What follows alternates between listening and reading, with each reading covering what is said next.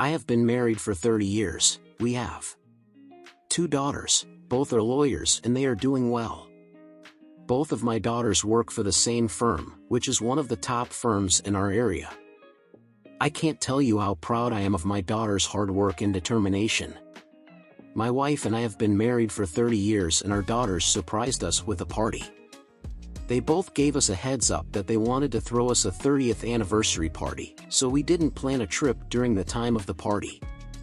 My wife and I met in high school and she is the only woman I've ever had sex with. This is something I'm proud of. I never considered myself a ladies' man and the only woman I ever wanted was my wife. Over my 50 years on this earth, I had quite a few women hit on me. It took me a while to learn when a woman is interested in me, so the number may be higher than I thought it was. My wife was my high school sweetheart. We married shortly out of high school. We both never went to college. She got a job as an administrative assistant and I worked my way up the leadership chain at a sporting goods chain store. I went from a stock to a cashier to an assistant manager to manager of the store. For the past 5 years, I have been the regional manager, and so I'm proud of myself. I was able to make 6 figures without having a college degree. It took 25 years, but you can say, according to Kevin Samuels, that I'm finally a high-value man. During all of this time, my wife had several affairs. I forgave her and then eventually chose to ignore them for the sake of my family. During our 30 years of marriage, I kept my fitness in check, our money in check, and I made sure my wife knew how special she was. My wife first cheated on me in high school with a high school jock. I caught them at the guy's house. My mom, who could not wait for me to get my driver's license, would always send me to the store to purchase something she forgot at the store. The jock's house is on the way to and from the store, so I went to the store and purchased the items my mom needed. On the way back from the store, I saw my girlfriend's dad's car at the guy's house.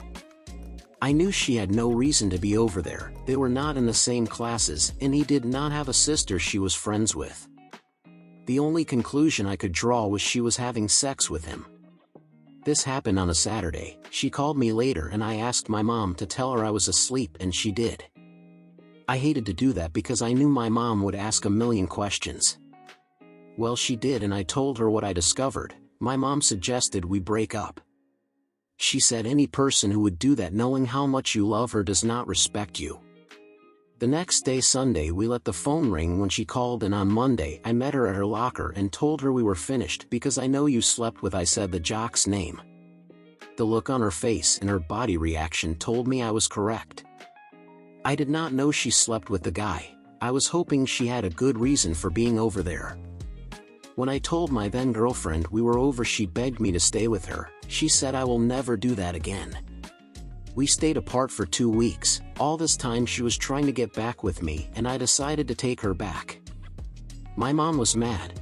I tried to keep it from her as long as I could, and she asked me who I was taking to senior prom. I told her who, and she looked at me and asked me if was I crazy. This is why my mom never liked my wife. Dad was a bit more reserved and respected my choice, but mom never allowed my wife to warm up to her. My wife tried to have spa days, go to dinners or trips with my mom, and my mom would always turn her down. Affair number 2 was with a coworker. I discovered their affair when my wife worked hours and paycheck did not line up. I staked her job out and caught her and her affair partner out to dinner and coming out of a hotel. I stayed outside the hotel for 4 hours and confronted them in the lobby of the hotel. The hotel staff called the police, but nobody was arrested. We were asked to leave the property. My wife blamed me for not being there for her, which was not true, and for not making her feel special. When I asked my wife what she needed to feel special, she could not answer the question. I asked her what her coworker did for her that I didn't. She could not answer the question. Our kids were young and I decided to forgive her. We went to marriage counseling where I brought up this was the second time she cheated on me, and she said it was the first time I cheated on you. I reminded her she cheated in high school and she said that did not count. We were not married. I told my wife that it counted because I loved her and we were together, and a piece of paper does not make the pain any less. Affair number 3 was discovered by my youngest daughter. She played softball in high school. My wife was the one who normally picked her up at 6 p.m. from practice. The softball coach got sick and canceled practice. My daughter caught a ride home from one of her teammates. When she walked in the door, she caught my wife having sex on the living room couch with her boss. My daughter yelled at her mom and tried to fight my wife's boss. She was able to get a few punches, and while he was trying to get dressed, my wife jumped in between her and her boss and was able to get my daughter to leave the room. My wife attempted to bully my daughter into not telling me about the affair. When she realized that was not going to work, she tried to bribe my daughter. My daughter got herself a new iPad and a few new outfits and told me the next day. Of my two daughters whom I love equally, I'm the closest with my youngest daughter. This was not by design. My oldest daughter gravitated towards her mom, and my youngest daughter gravitated towards me. I think part of the reason why it happens this way is because my oldest daughter is a bookworm and my youngest daughter is a jock.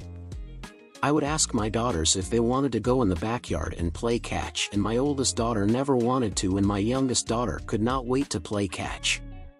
At this point, the kids were old enough to know what was going on and the ramifications of my wife's actions.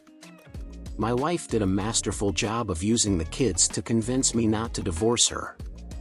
After this affair, I was in the process of getting a divorce. My oldest girl was a junior and my youngest girl was a freshman in high school. At this point in our lives, I was comfortable that my daughters could handle a divorce, and we did not have long before our daughters were off to college. My oldest daughter begged me not to break up our family. If there is one thing that would make a macho man weak, is having his daughter cry in his arms. I put a few conditions in place for us to continue the marriage. She had to go no contact, quit her job, and tell her parents what she did, coupled with marriage counseling. All this time of trying to keep our family together, I was in pain. Our ex-life was about 10 times a year, and my wife and I were simply checked out of the marriage. We lived kind of a friends with benefits type relationship for about 2 years, then we slowly went back to our normal married relationship. We were celebrating our 30th anniversary and our two daughters got up and gave a speech. My oldest daughter is similar to me. She is a bit of a people pleaser. Not the type of person who wants to engage in conflict. Gave a very nice speech, saying stuff like she didn't know how we did it for 30 years, and thanked me and my wife for everything that we did for her throughout the years. Then my youngest daughter got up, and she has a personality similar to her mom, but with my athleticism. My youngest daughter doesn't have one of the best filters in the world. She got up and gave a speech, and it was powerful. She thanked me and my wife for being the foundation of her success. Then she said, "You know, my sister said that she didn't know how we did it for 30 years, but I do." My dad chose to ignore all of the affairs that my mom has had over the years. He is a great man that elected to eat shit because he loved us. The room went silent and you could hear a pin drop, and then she put the mic down. She didn't drop it, she put the mic down and walked back to the table with her boyfriend. After that, it was a somber affair, to say the least. Everybody slowly came up with reasons why they had to leave until I was sitting there alone with my wife. She looked at me with tears in her eyes, saying that she loved me to death.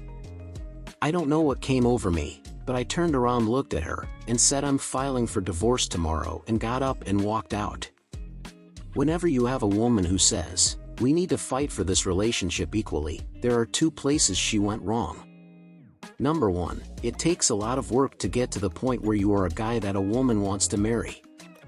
I gave my family a comfortable life, but I had to work long hours to get there, and my wife paid me back by having multiple affairs. I would argue that women should put more effort into the relationship than men. I think it works better that way. Men have to focus on God, on their purpose, and women are supposed to submit to the authority of the man and their life meaning.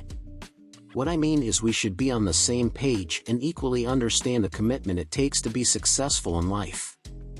A lot of times it seems to women that they are doing more for the men than the men are doing for them, and it's because they don't count the amount of effort it takes to get to the point where we want to be in life. It took 2 minutes of reflection when my youngest daughter was giving her speech to realize my wife never valued me and my efforts.